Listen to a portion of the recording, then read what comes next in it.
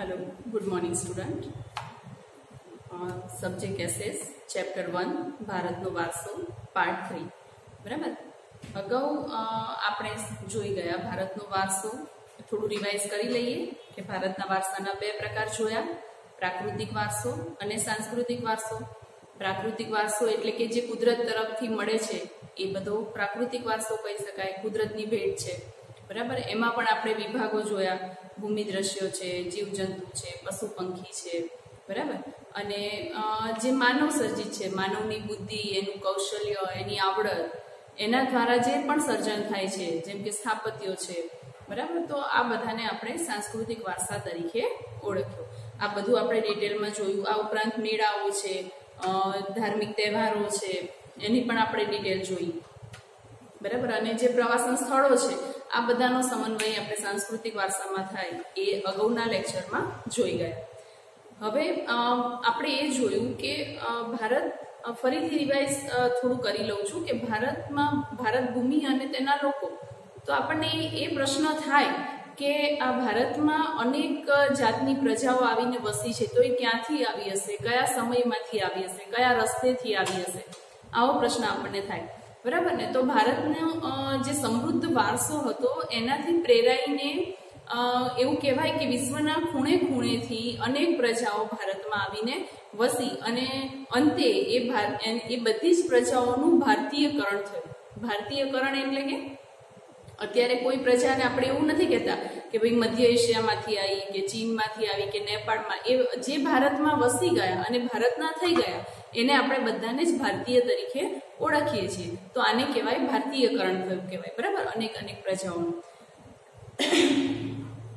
ભારતમાં દ્રવિડ પ્રજા એની મુખ્ય એમ કહેવાય કે પ્રાચીનતમ પ્રજા છે એવું આપણા જે કહેવાય કે ઇતિહાસકારો છે અને નૃવતશાસ્ત્રીઓ છે નૃવતશાસ્ત્રીઓ એટલે જોયું આપણે કે માનવ જાતિનું વર્ણન કરનાર તો આ જે નૃવતશાસ્ત્રીઓ છે અને ઇતિહાસકારો છે એમના મત મુજબ દ્રવિડ પ્રજા એ ભારતની સૌથી પ્રાચીન પ્રજા છે છતાં પણ કહેવાય કે દરેક જગ્યાએ દરેક ઇતિહાસકારો કે પુરાતત્વ શાસ્ત્રીઓ જે છે એ બધાના મંતવ્યો આ બાબતે અલગ અલગ જોવા મળે છે હવે આપણે ગઈ વખત આપણે જોઈ ગયા કે કઈ કઈ પ્રજા આવી નેગ્રીટો ઓસ્ટ્રેલોઇડ દ્રવિડ લોકો પછી અન્ય પ્રજાઓમાં મંગોલોઇડ અલ્પાઇન દિનારી અને આર્મેનોઇડ અને આર્યો બરાબર આટલી પ્રજાઓ ભારતમાં અલગ અલગ વિસ્તારોમાંથી અલગ અલગ દેશોમાંથી આવીને વસી હવે આ બધી જ પ્રજાઓની ડિટેલ જોઈએ કે એ ક્યાંથી આવી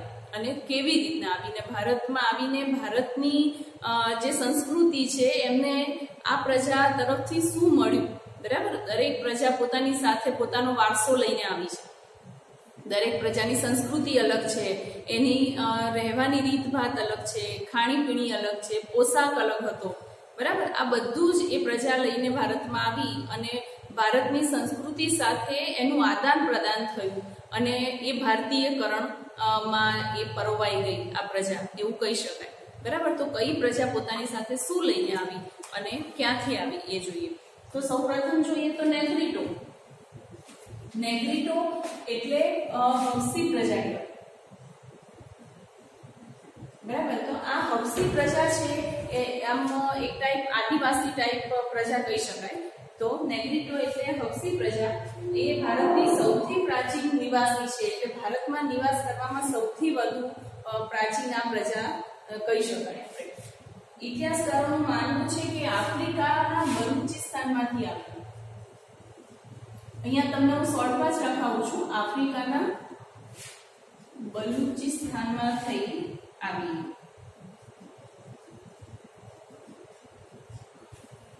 બલુચિસ્તાનમાંથી એ રસ્તે થઈને એ ભારતમાં આવેલી અને એ પ્રજા કેવી છે કે એની હાઈટ 4 થી 5 ફૂટ રંગ શ્યામ હોય છે એટલે કે વર્ણ શ્યામ હોય છે વાકડિયા વાળ હોય છે આ એની ઓળખ છે કે જે નેગ્રીટો પ્રજા છે એ વાકડિયા વાળ ધરાવતી હોય 4 થી 5 ફૂટ હાઈટ હોય અને રંગે શ્યામ વર્ણ હોય બરાબર તો આ નેગ્રીટો પ્રજાની ઓળખ થઈ પછી જોઈએ ઓસ્ટ્રેલોઇડ પ્રજાને નિશા તરીકે પણ ઓળખવામાં આવે છે નિષાદ એટલે જનરલી ભારતની અંદર જે ભીલ જ્ઞાતિ છે, ભીલની જાતિ છે, એને પણ નિષાદ કહેવામાં આવે છે. તો ઓસ્ટ્રેલોઇડ પ્રજાને પણ નિષાદ નામ આપવામાં આવ્યું છે. અને આ પ્રજા છે એ અગ્નિ એશિયામાંથી આવી. એશિયાનો જે અગ્નિ ભાગ કહી શકાય, ત્યાંથી આ પ્રજા ભારતમાં આવી હોય એવું માનવામાં આવે છે. રંગે શ્યામ હોય, નાક લાંબુ હોય અને પહોળું માથું હોય, કદ ટૂંકું હોય એટલે કે હાઈટ ઓછી હોય અને ચપટું નાક હોય. આ એમની એક શારીરિક વિશેષતાઓ છે. અને ભારતની કોલ અને મુંડા જાતિ અને અસમની ખાસી પ્રજા અને નિકોબાર અને બ્રહ્મદેશની જાતિઓમાં આ પ્રજાના લક્ષણો જોવા મળે છે. કે જે આ પ્રજા છે એ આટલી જગ્યાએ, કે ભારતની કોલ અને મુંડા જાતિ જે કહેવાય કે ભીલ જાતિ છે, એની અંદર ઓસ્ટ્રેલોઇડ પ્રજાના લક્ષણો છે જોવા મળે છે. આ ઉપરાંત નિકોબાર અને બ્રહ્મદેશ એટલે હાલનું જે મ્યાનમાર તરીકે આપણે ઓળખીએ છીએ એ પ્રદેશ. તો આ દરેક જગ્યાએ આ જે પ્રજા છે એના લક્ષણો જોવા મળે છે, કે દેખાવ આવો છે. એ પ્રમાણે આપણે કહી શકીએ કે આ બધી ઓસ્ટ્રેલોઇડ પ્રજાના લક્ષણો છે. આ પ્રજાએ આપણને ઘણું બધું આપ્યું. એમને એક તો માટીના વાસણો, બરાબર, એ એમની એક ઓળખ કહી શકાય કે આપણી ભારતીય સંસ્કૃતિમાં એમને શું આદાન પ્રદાન કર્યું. તો માટીના વાસણો બનાવવા, ખેતી કરવી, સુતરાઉ કાપડનું વણાટકામ કરવું, આ બધા જે કૌશલ્ય છે એ આપણને ઓસ્ટ્રેલોઇડ પ્રજા પાસેથી મળ્યા હોય એવું આપણે માનીએ છીએ. અને એમની ધાર્મિક માન્યતાઓ પણ એ ધરાવતા હતા એવું એ જૂના અવશેષો પરથી આપણને મળી આવ્યું છે. હવે જોઈએ તો દ્રવિડ લોકો, જેમ આપણે અગાઉ વાત કરી કે દ્રવિડો એ મૂળ ભારતના જ હતા. એ લગભગ બહારથી ક્યાંયથી આવીને વસેલા હોય એવું માનવામાં આવતું નથી, કારણ કે એવા બીજા કોઈ અવશેષ પણ મળ્યા નથી. એટલે એવું માની શકાય કે દ્રવિડ એ મૂળ ભારતીય પ્રજા હતી. અને જે હડપ્પીય સંસ્કૃતિ આપણે જે કહીએ છીએ કે સિંધુ ખીણની સંસ્કૃતિ, બરાબર, ત્યાં આ આર્યો એના એ સીધા વારસદાર હોય એવું કહી શકાય કે આ દ્રવિડ પ્રજા છે એ ત્યાંની સીધી વારસદાર છે. મોહેંજો-દડો ને જે આપણે હડપ્પા સંસ્કૃતિ જે કહીએ છીએ ને એ બધું એ આના વારસદારો કહી શકાય. અને દ્રવિડો એ માતા રૂપે દેવી પાર્વતી અને પિતા રૂપે શંકર ભગવાન ની પૂજા કરતા. અને દીપ, ધૂપ અને આરતી, આ ત્રણેય જે આપણને સંસ્કૃતિમાં આપ્યું છે તો એ દ્રવિડ લોકોની દેણ છે એવું કહી શકાય. દીપ, ધૂપ અને આરતી. દીવા જે આપણે કરીએ છીએ પૂજા સમયે, બરાબર, અને ધૂપ કરીએ છીએ અને આરતી કરીએ છીએ, તો આ છે દ્રવિડ લોકોની દેણ છે. આ ખાસ ઇમ્પોર્ટન્સ માર્ક કરજો, અંડરલાઈન કરજો. આ બધું દ્રવિડ પરંપરા છે એવું માની શકાય. અને આ ઉપરાંત પ્રકૃતિ પૂજા અને પશુ પૂજા. પ્રકૃતિ પૂજા એટલે આપણને ખબર છે કે આપણે સૂરજ છે, ચાંદો છે, એ બધા પ્રકૃતિ દેણને આપણે એની પૂજા કરીએ છીએ, બરાબર, ભગવાન માનીએ છીએ. ઘણા બધા એવા ધાર્મિક તહેવારો અથવા જે કહેવાય કે વ્રતો છે કે જેમાં સ્ત્રીઓ છે, આપણે પેલું કડવા ચોથમાં ચાંદની પૂજા કરીએ છીએ, એનાથી પતિનું આયુષ્ય લાંબુ થાય, બરાબર, આ બધું આપણે જાણીએ છીએ.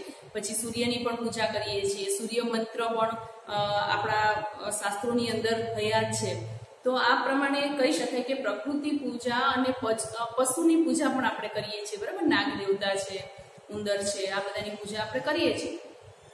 તો આ પણ બધી ભેટ છે આપણને દ્રવિડો તરફથી મળી છે એવું કહી શકાય.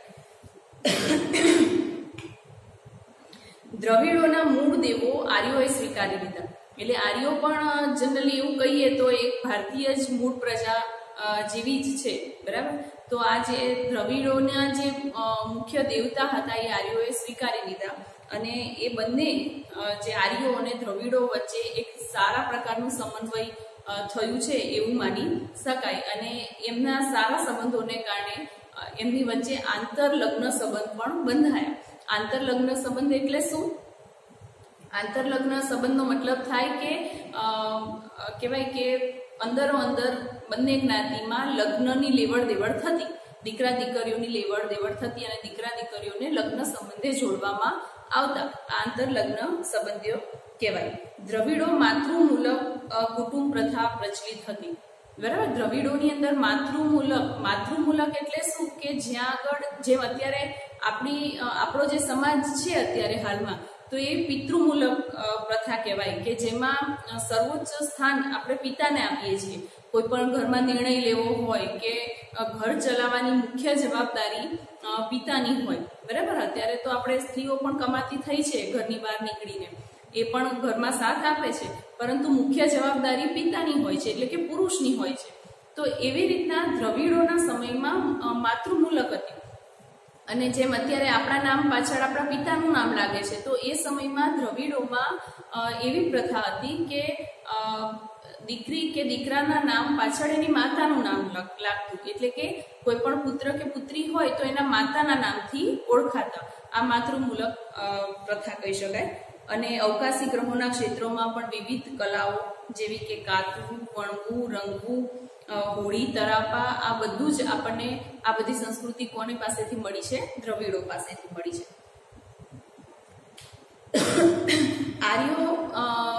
આર્યોના પ્રભુત્વ બાદ આ જે પ્રજા છે એ દક્ષિણ ભારત તરફ ખસતી ગઈ. અને આજે દક્ષિણ ભારતમાં પણ આપણને દ્રવિડ પ્રજાના અમુક જે વંશજો છે એ આપણને આજની તારીખમાં પણ એ જોવા મળે છે કે એમની જે રીતભાત છે, બોલી છે, ભાષા છે, આ બધું આપણને દક્ષિણ ભારતમાં આજે પણ સચવાયેલું જોવા મળે છે. એની ભાષામાં છે તમિલ, તેલુગુ, કન્નડ અને મલયાલમ. આ 4 ભાષા યાદ રાખજો. તમિલ, તેલુગુ, કન્નડ અને મલયાલમ, આ 4 ભાષા છે દ્રવિડ કુળની મુખ્ય 4 ભાષા ગણાય છે. આ તમને MCQમાં પણ પૂછી શકે એ રીતે કે દ્રવિડ કુળની ભાષામાં કઈ ભાષા સામેલ છે. નીચેના 4 ઓપ્શન આપ્યા હોય એમાં એક સાચો જવાબ હોય, અથવા 3 સાચા આપ્યા હોય ને એક ખોટો જવાબ હોય, તો કઈ ભાષા દ્રવિડ કુળની નથી. આ રીતે પણ તમને બોર્ડની અંદર એક્ઝામમાં પૂછાઈ શકે, MCQમાં અથવા ખાલી જગ્યામાં પણ પૂછાઈ શકે. પ્રારંભિક તમિલ સાહિત્ય ઉર્મી અભિવ્યક્તિ ભરેલું હોય છે, એટલે કે તમિલ ભાષા છે એનો વધારે લોકો ઉપયોગ કરતા. બરાબર. દ્રવિડ લોકોનું આખો પરિચય આપણે જોયો. હવે જોઈએ અન્ય જ્ઞાતિઓ. અન્ય જ્ઞાતિઓની અંદર સૌથી પહેલા તો મંગોલોઇડ પ્રજા જોઈએ.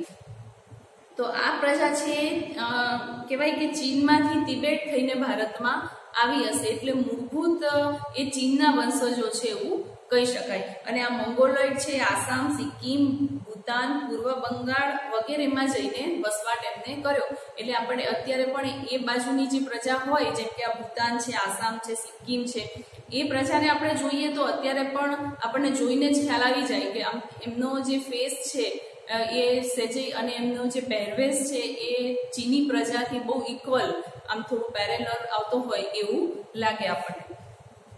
એમની જે દેખાવ છે એ કેવો હોય છે કે વર્ણ પીળો હોય છે. જનરલી ચીની લોકો પણ એકદમ પીળાશ પડતા હોય એમનો ચહેરો. ચપટો ચહેરો હોય, વર્ણ પીળો હોય, ઉપસેલા ગાલ, બદામ જેવી એકદમ ઝીણી ઝીણી આંખો, બદામ આકારની, આ એમના શારીરિક લક્ષણો છે. અને એમનો જે વર્ણ છે એ પીળો છે, એટલે એ આ પ્રજાને કિરાત તરીકે ઓળખાય છે. કિરાત એટલે કે પીળા વર્ણનું હોવું. બરાબર. એટલે આ પણ તમને પૂછાઈ શકે કે કઈ પ્રજા કિરાત નામે પણ ઓળખાય છે, અથવા મંગોલોઇડ પ્રજા બીજી કયા નામે ઓળખાય છે? તો કિરાત નામે ઓળખાય છે, કારણ કે એમનો વર્ણ કેવો હોય છે, રંગ એમનો કેવો હોય છે, પીળાશ પડતો હોય છે. અલ્પાઇન ડિનારિક અને આર્મેનોઇડ.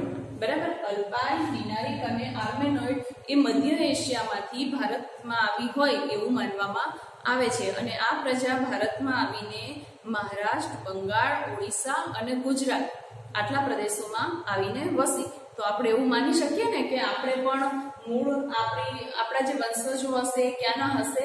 અલ્પાઇન ડિનારિક અથવા આર્મેનોઇડ, આ 3માંથી કોઈ એક પ્રજાના આપણે વારસદારો છીએ એવું માની શકીએ. બરાબર. કે આ પ્રજા ગુજરાત, બંગાળ અને મહારાષ્ટ્રમાં આવીને વસી, તો એવું માની શકીએ આપણે. છેલ્લે જોઈએ પાંચમી જે પ્રજા છે આર્યો. તો ભારતની આર્ય સભ્યતાના નિર્માતાઓ કહી શકાય. આર્યો છે ભારતની નિર્માતાઓ કહી શકાય સભ્યતાના. અને આર્યનને નોર્ડિક લોકો, નોર્ડિક પ્રજા પણ કહેવાય છે, નોર્ડિક પ્રજા તરીકે પણ ઓળખવામાં આવે છે.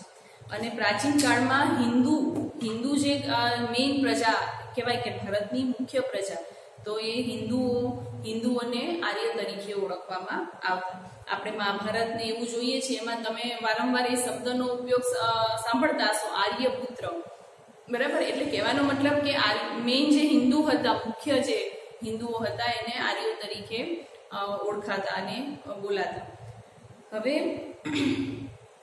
આર્યો જે પ્રદેશમાં વસતા, મોટા ભાગના આર્યો જે અમુક પર્ટિક્યુલર પ્રદેશમાં વસતા, એને આર્યવ્રત એ તરીકે ઓળખાતા. આપણે અગાઉ પણ જ્યારે પાઠનું સ્ટાર્ટિંગ થયું ત્યારે પણ મેં કહેલું, બરાબર ને, કે વિષ્ણુ પુરાણમાં જે શ્લોક છે અને જે સંકલ્પો લેવાતા એ સમયમાં ભારતને આર્યવ્રત, જંબુદ્વીપ, ભારત વર્ષ આવા નામથી ઓળખવામાં આવતા.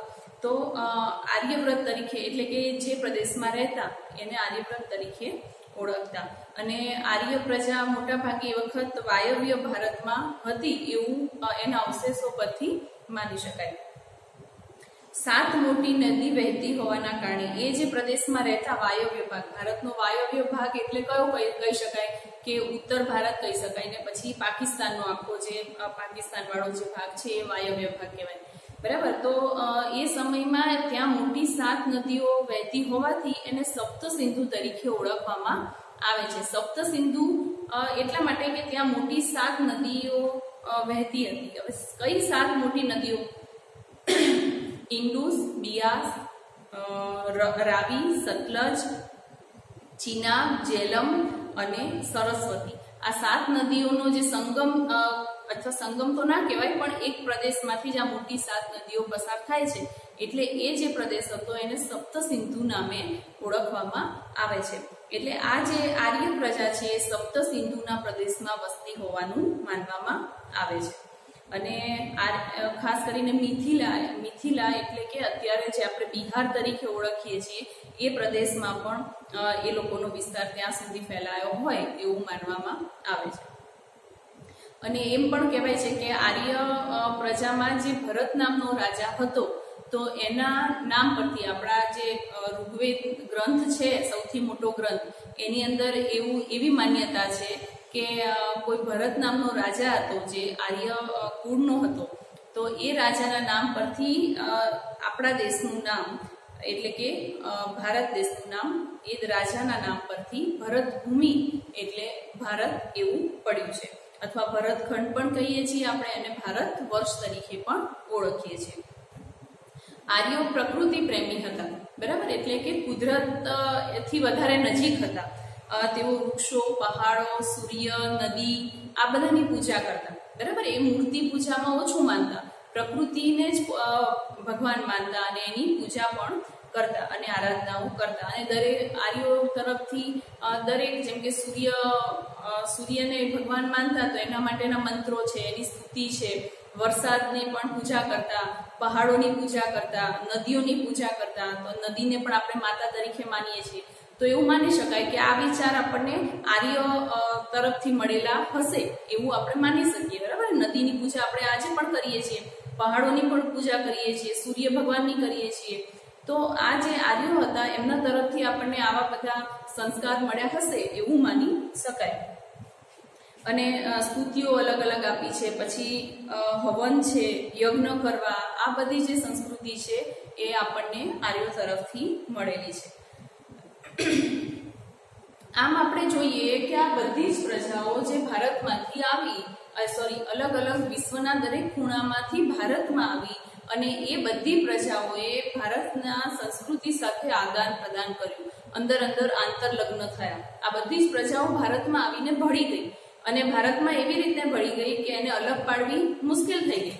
બરાબર, અંદર આંતરલગ્નો થયા. બરાબર, એક કુટુંબના બીજા કુટુંબના બે વ્યક્તિઓ લગ્ન કરે પછી એ એક રીતે જોડાઈ જાય, અરસપરસ જોડાઈ જાય અને એમને એમાંથી છૂટા પાડવા, બરાબર, કે આ જ્ઞાતિના છે કે આ જ્ઞાતિના, એ મુશ્કેલ થઈ જાય. એટલે આંતરલગ્નોને કારણે પણ આ પ્રજાઓ એકબીજામાં ભળતી ગઈ અને જે ભારતનો વારસો છે એ સમૃદ્ધ બનતો ગયો અને એની સંસ્કૃતિમાં પણ વિભિન્નતા આવતી ગઈ, બરાબર, આટલી બધી પ્રજાઓ અલગ અલગ આવી એટલા માટે. હવે જે આપણો વારસો છે એનું જતન કરવું શા માટે જરૂરી છે એ પ્રશ્ન પણ આઈએમપી પ્રશ્ન કહી શકાય કે આ બધો આપણો વારસો છે, ચાહે સ્થાપત્યના રૂપે હોય, બરાબર, કે ચાહે સાહિત્યના રૂપે હોય, કે આપણી પરંપરાઓ હોય, વાર તહેવારો હોય, ઉત્સવો હોય, તો આ બધો આપણો જે વારસો છે એનું જતન કરવું કેમ જરૂરી છે? તો એ આપણું ગૌરવ છે, બરાબર. ભારતનો જે વારસો છે, તમે દુનિયાના કોઈ પણ ખૂણે જાઓ તો તમે એમ કહો કે હું ભારતથી આવું છું તો તમારા માટે એક અલગ નજરથી જોવામાં આવે. કેમ? કારણ કે ભારતનો વારસો એ આખી દુનિયામાં પ્રચલિત છે. અહીંના જેવી સંસ્કૃતિ, અહીંના જેવી ધાર્મિક માન્યતાઓ, બરાબર, આ બધું બીજા દુનિયાના કોઈ ખૂણામાં નથી. આપણી સંસ્કૃતિ જે છે એ દુનિયાના કોઈ ખૂણામાં નથી. જેમ કે વડીલોને પગે લાગવું ને આ બધી સંસ્કૃતિ દુનિયાના કોઈ જગ્યાએ નથી મળતી. એટલે ભારતનો સાંસ્કૃતિક અથવા પ્રાકૃતિક વારસો છે અમૂલ્ય છે, એની કોઈ કિંમત આણી શકીએ નહીં અને એ આપણું ગર્વ છે, બરાબર ને. આપણે જેમ પ્રતિજ્ઞામાં કહીએ છીએ કે ભારતનો સાંસ્કૃતિક વારસાનો મને ગર્વ છે, બરાબર, એવી પ્રતિજ્ઞા લઈએ છીએ આપણે, તો એ આપણું ગર્વ છે. એ માટે પણ આપણે એ વારસાનું જતન કરવું જરૂરી બને છે. એ આપણી ફરજ પણ છે. ભારતના દરેક નાગરિકની એક પ્રાથમિક ફરજ છે, બરાબર. અને એને બંધારણમાં પણ નાગરિકની ફરજો, આપણું જે બંધારણ છે એની અંદર પણ નાગરિકની ફરજો તરીકે એને સ્થાન આપવામાં આવ્યું છે કે અનુચ્છેદ 51 ક વારસાનું જતન અને રક્ષણ. આ એક આઈએમપી છે, વારસાનું જતન અને સંરક્ષણ. તો શા માટે કરવું જોઈએ? કે આપણો વારસો એ આપણું ગર્વ છે.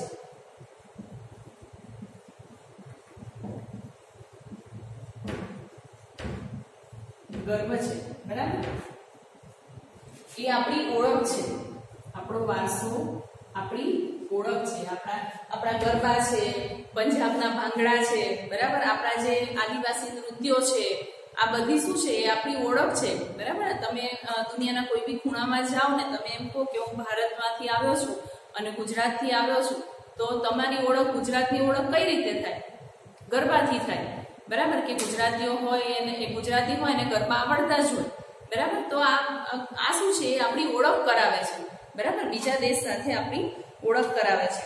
અને આપણો વારસો છે અમૂલ્ય છે, એનું કોઈ મૂલ્ય આપી શકાય નહીં, બરાબર. એટલે પણ આપણે એની જતન કરવી જોઈએ. જેમ કે તાજમહેલ છે, તો તાજમહેલ તો આજથી વર્ષો પહેલા એનું બાંધકામ થયું, પરંતુ આજે પણ આપણને એ સમયનું જે કહેવાય કે મુમતાજ માટેનો જે પ્રેમ હતો એની પણ આપણને ઝાંખી મળે છે. પ્લસ એનું જે બાંધકામ છે એનું એકદમ ઝીણવટપૂર્વક જે નકશીકામ થયેલું છે, આ બધું આપણને હવે આપણે ગમે તેટલી ટેકનોલોજીનો વિકાસ કરીએ પણ બીજો તાજમહેલ ઊભો કરી શકીએ નહીં, બરાબર. એટલે જે આપણો વારસો જે છે એનું આપણે ગમે તેમ કરીને જતન કરવું જોઈએ. અને ભારતીય બંધારણની અંદર પણ એને એક સ્થાન આપવામાં આવ્યું છે. અનુચ્છેદ 51 ક